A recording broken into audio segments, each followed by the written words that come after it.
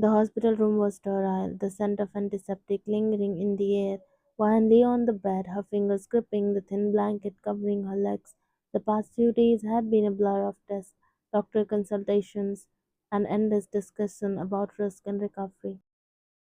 Dr. Kim stood beside her, his voice calm but firm. The surgery is complex one, but I believe we can restore your mobility. It will take time and rehabilitation won't be easy. I understand. One swallowed hard. Dr. Kim gave her a reassuring note. He knows her own body had become a battlefield. The only thing runs in her mind always that would she ever be whole again? We'll take you in soon. Just relax. The quiet hum of the rehabilitation center filled the space, but the tension between Vine and Mrs. Park crackled like electricity. Vine sat in her wheelchair, her fingers loosely resting on the armrest. Mrs. Park stood before her, the clicking of her heels against the polished floor the only sign of her presence. Finally she spoke, her voice calm but piercing. Why do you want me to be cured? Mrs. Park blinked, couch off guard. She quickly masked her surprise with a gentle practiced smile. Vian, dear, what kind of question is that? Of course I want you to get better. You deserve to live a normal life. Vian tilted her head slightly, her expression unreadable. Do I? A pause. Because I always thought you saw me as nothing more than a hurdle, a problem, someone who would snatch away everything you believe Hannah deserves. For the first time, Mrs. Park didn't have a quick response, but Van could feel the shift in the air, the tension, the subtle tightening of breath. When Mrs. Park finally spoke, her tone was softer, but sharp enough to cut through steel. I won't deny that I have had my concerns, but that doesn't mean I want you to suffer. Van let out a small, humorless chuckle. She turned slightly in her chair, her fingers tightening around the armrest. Mrs. Park breathed for just a second. Van, though acted unaffected, but felt somehow bad. Tell me, Mrs. Park, do you want me to heal because you care, or because you are afraid? Because a strong Van, a Van who can stand on her own again, that's dangerous, isn't it? Mrs. Park carefully built mask cracked just slightly. She didn't answer, and she didn't need to. She walked out of the room, leaving behind a silence louder than any argument.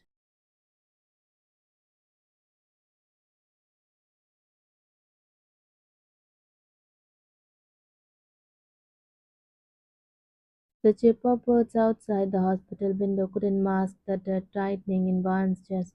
The moment the door swung open and sharp boots clicked against the tiles, she knew her time of quiet tears and hidden pain was over.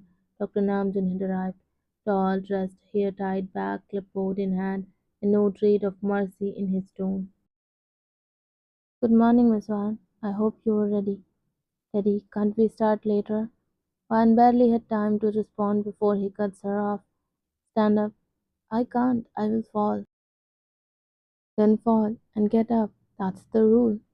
His voice was sharp, slicing through one's hesitation. Feel your strength. Trust your body. Count your steps. With gritted teeth, one pushed up with shaking arms, her palms burned against the supporting bars. One's hospital gown was damp with sweat, her breath ragged, her muscles screamed with exhaustion, but she stood shakily, stubbornly. Namjoon gave a nod. Better again. Are you trying to? No, I'm making sure you don't die when no one's there to catch you.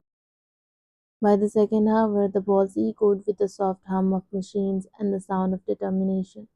One gripped the parallel bars, her brows knitted in focus, sweat dripping down her temples. Her legs trembled with every small step. They tried to take legs that hadn't moved in weeks without assistance. Namjoon stood behind her, hands hovering cautiously, watching but not touching. You are doing great. Just three more steps. Don't let the fear win. One clenched her jaw, lifting her right leg with every ounce of strength she had. Her arms were shaking from gripping the bars too tightly. The pain was sharp, deep, but she kept pushing. I can do this. I have to. Then once ankle twisted, her legs buckled this time. Her body gave up. Her knees hit the padded mat first, then her palms. A sharp cry escaped her lips as he curled slightly in pain, breathing hard. Namjoon flinched but didn't rush to her aid. He watched with a calm, neutral expression. Get back up, Juan. You won't always have someone to catch you. She blinked through her tears, her heart aching more than her legs. I'm trying. Before Namjoon could say anything else, the door slammed open. Jungkook. His chest was heaving, his eyes wild as they darted to the floor where one struggled, his jaw clenched, a fury flashing like lightning in his stare. In two strides he was beside her. What the hell is this? He growled, dropping to his knees beside Van, gently cupping her arms. Are you okay? Does anything hurt? Why weren't you supported? Van flinched at his voice, still breathless and in pain, but her tears well anew, not from the fall, but the way his voice trembled with rage and concern. She has to fall if she is going to learn how to stand again. He roared, turning to him. That's and you know it. He stood up, fury radiating from his form. You stood there and watched her collapse. She is not a soldier. She is not some project. She is human being who's already been through hell. And she is stronger than you give her credit for. You are the one treating her like she is fragile. She is not. I know how strong she is, but strength doesn't mean she has to suffer alone. He turned back to Ryan, who was trying to sit up again. In blink, Jungkook knelt to her level and gently lifted her into his arms, despite her weak protest. I, I almost had it. I know, and I will be there next time, I promise. Their eyes met, hers full of unshed tears, his full of silent guilt and love. In night, Vine had finally fallen asleep after the session, her palms bare brushed, her knees swollen, her voice hoarse from holding back sobs. She hadn't said a word to Jungkook when he tried to help, just turned her face to the ceiling and whispers, I need to do it myself. After her breath even, Jungkook snapped, pacing outside of her room and walked to Namjoon's cabin, directly slamming the door open. Namjoon, who flinched slightly, turning and signed heavily, seeing Jungkook. Are you sure you are not pushing her too hard? Can't you see she is breaking? Namjoon calmly closed the patient file in his hand. She is progressing faster than expected. That's not the point. Jungkook's voice rose. She is harder on herself than anyone already. You are just adding fuel to the fire. Namjoon's gaze was unreadable. And if I go easy on her, what's then? Pity her? She doesn't want that. You think you are helping by coddling her? You are just giving her more reason to feel small. Jungkook's face clenched. I'm trying to be there. You wouldn't understand. You weren't there when she broke. And now I am, Namjoon replied firmly, and I won't let her stay broken just because you are afraid of watching her suffer. That's when Yoongi stepped in Namjoon cabin. Enough. His voice was low but cut through the air like steel. You both care, but if you keep fighting like this, she will feel like a burden. Jungkook looked away, chest rising and falling.